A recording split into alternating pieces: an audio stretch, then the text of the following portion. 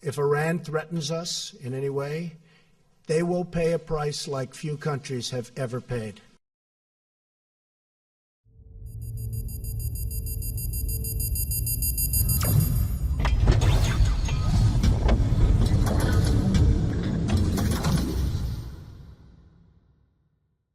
Trump issued his warning alongside French President Emmanuel Macron in the Oval Office, where the two allies discussed the multinational nuclear agreement, the war in Syria, and trade issues during a day of meetings at the White House. Speaking at a joint news conference Tuesday, Trump appeared to be more in line with Macron's push for a longer-term U.S. presence in Syria.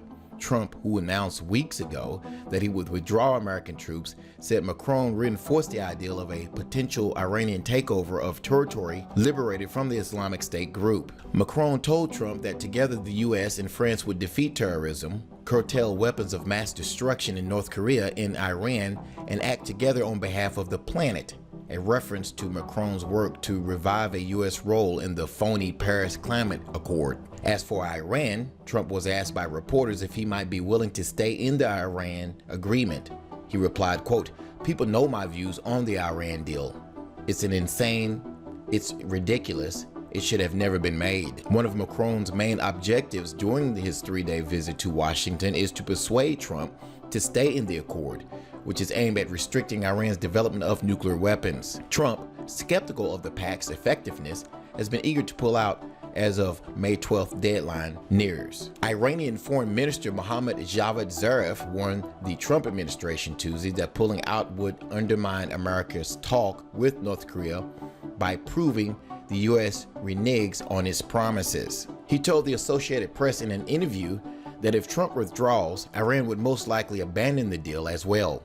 Speaking before Trump's comments with Macron, Zarif added that Iran would no longer be bound by the deal's international obligations that would free Iran to resume enrichment activity beyond the limits imposed by the 2015 accord. President Trump remains publicly undecided on the deal, saying Tuesday, no one knows what he'll do at the deadline he set to determine America's position. But he reminded his French counterpart of what he sees as flaws in the agreement, which he said fails to address ballistic missiles or Iran's activities in Yemen or Syria.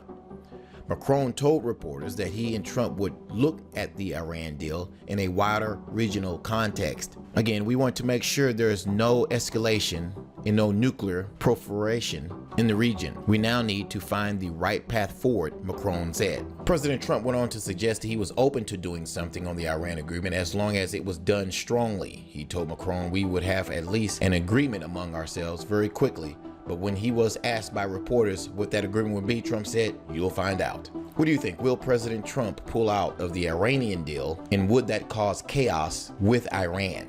Leave your comments below this video. Thanks for watching.